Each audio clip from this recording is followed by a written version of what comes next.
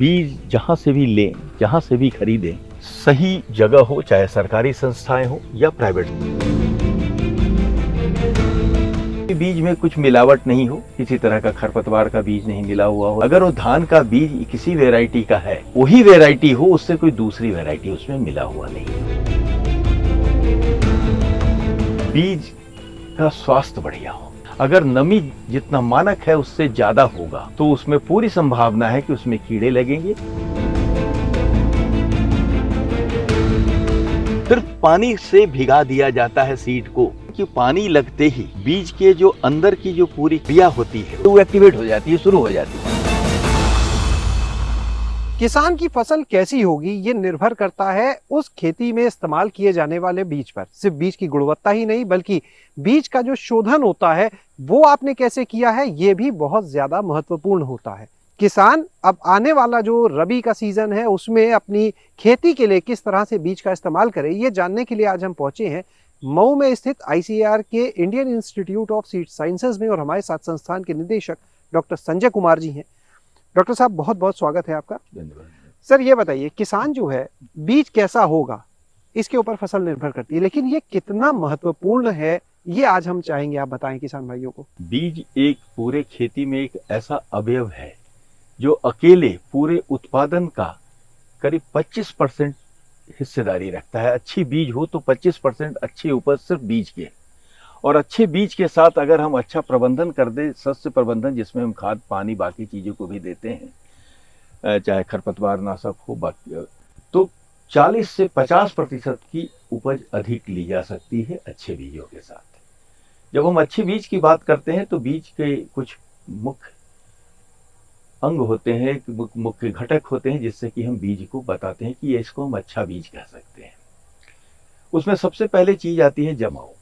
बीज का जमाव कम से कम 80% हो, उससे ज्यादा हो। कुछ ऐसी भी फसलें हैं जिसमें इससे जमाव ही बहुत कम होता है तो उसके मानक भी कम है। हर किसी का अलग अलग मानक है।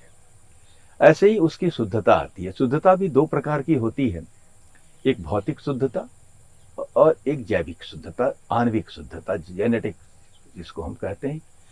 भौतिक शुद्धता यह है कि बीज में कुछ मिलावट नहीं हो, किसी तरह का खरपतवार का बीज नहीं मिला हुआ हो, धूल नहीं हो, भूसा नहीं हो।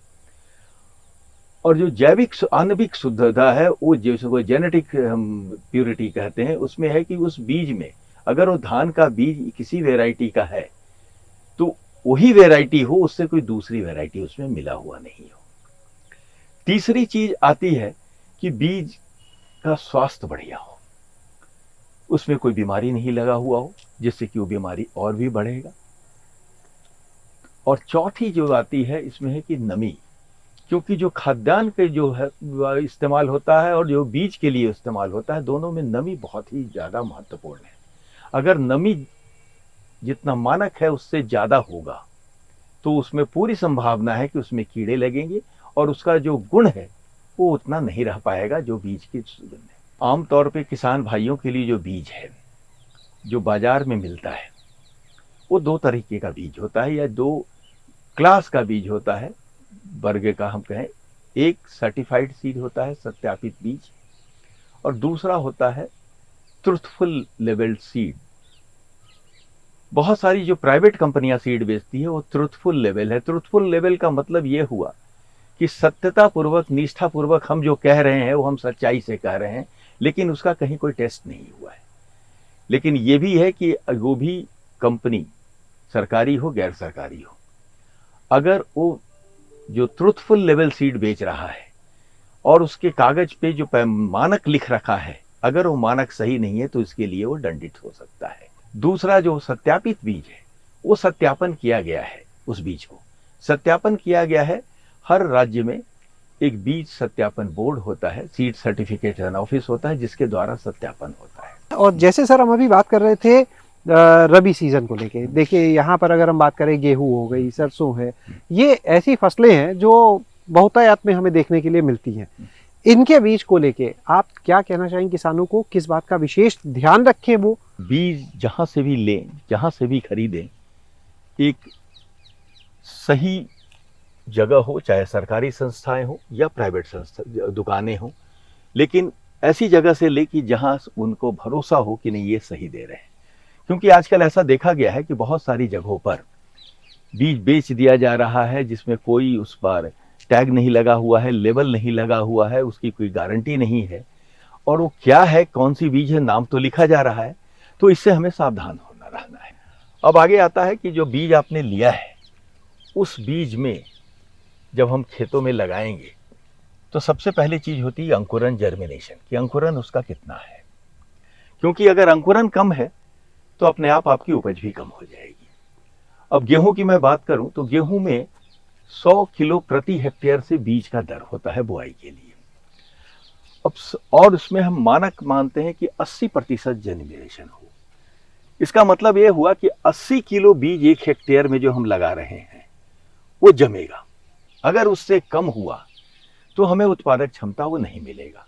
लेकिन अगर कोई बीज आप ला रहे हैं और उसकी 60% की जमाव क्षमता है तो अब उस समय पर तो किसान क्या सकता है, बीज तो लाए हुए है उसके पास, तो वो सीड को अपना ज्यादा बढ़ा करके अगर बुआई करे तो जो नुकसान उसका है उसकी भरपाई कर सकता है। तो इन चीजों को ध्यान रखना बहुत जरूरी है। बाकी जो आप खेती किसान भाई बहन कर रहे हैं, जो भी उसकी अनुमोदित खाद की दर है, सिंचाई की है, उसका तो आपको ध्यान रखना ही पड़ेगा। और बिजाई का समय, क्योंकि ज्यादातर जो गेहूं की बिजाई है अगर आप उसको समय से बिजाई कर रहे हैं और तो वो प्रजाति भी समय की प्रजाति होनी चाहिए।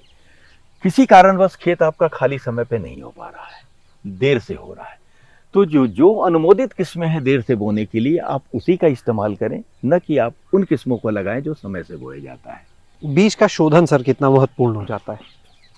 आमतौर पर जो हम बात करते हैं शोधन की वो ये है कि एक प्रारंभिक उसको हम बचाव करें जो आने वाले कुछ बीमारियां जो आती है उसके लिए। बहुत सारे ऐसे बीमारी है जिस खास करके हमारे फफूंद है जो हम फंगस कहते हैं, उसके लिए अगर हम संशोधन करके जो भी उसके लिए अनुमोदित है रसायन उससे अनुमोदित करके हम करें तो उन खास करके उन बीमारियों से बचा जा सकता है। ये सिर्फ फफूंद के लिए ही नहीं, बहुत सारे हमारे बैक्टीरिया भी ऐसे हैं कि जिससे बचाव के लिए, और आजकल बहुत सारे ऑर्गेनिक जिसको हम कहते हैं ऐसी चीजें भी आ गई है जिसमें जैविक बहुत सारे रसायन हमारे पास आए हैं, जो रसायन तो नहीं है, जैविक ऐसे कुछ स्ट्रेन्स हैं जो बैक्टीरिया के स्ट्रेन है, उससे भी हम बीज को संशोधित करते हैं। क्या जैसे जो बायो फर्टिलाइजर की बात करते हैं कुछ उस तरह से? बिल्कुल। और एक बड़ा सामान्य संशोधन का तरीका जो बहुत सारे लोग करते हैं, बहुत सारे फसलों में करते हैं, वो है पानी से संशोधन। सिर्फ पानी से भिगा दिया जाता है सीड को अलग अलग समय में, किसी में 2 घंटा, किसी में 4 घंटा। उससे होता क्या है कि पानी लगते ही बीज के जो अंदर की जो पूरी क्रिया होती है, उनकी फिजियोलॉजी जो होती है वो एक्टिवेट हो जाती है, शुरू हो जाती है जी, जिसके कारण वो जर्मिनेशन में बहुत अच्छा रहता है। और जब वो मिट्टी में जाए वहां पर अगर नमी की कमी भी है लेकिन उसकी शुरुआत हो गई है तो उसका जमाव बढ़िया होगा। तो हर चीज के मानक दिए गए हैं। तो बहुत बहुत शुक्रिया सर, हम तो ऐसा जुड़ने के लिए और किसान भाइयों को ये महत्वपूर्ण जानकारियां देने के लिए। तो आपने यहाँ पर सुना डॉक्टर संजय कुमार जी को, जिन्होंने बताया कि बीज का चयन कितना महत्वपूर्ण हो जाता है। अगर आपने चयन सही से नहीं किया है, अपने क्षेत्र की जलवायु, इन बातों को ध्यान में रखकर, तो आपको वो उत्पादन नहीं मिल पाएगा जिसकी आपने उम्मीद की है, हो सकता है नुकसान हो जाए। लेकिन अगर आपने बीज का चयन अच्छे से किया है, उसका शोधन अच्छे से किया है, पानी से भी शोधन होता है, अलग अलग विधि है, तो निश्चित रूप से आप एक अच्छी फसल ले सकते हैं। शैलेश अरोरा, काऊ जंक्शन।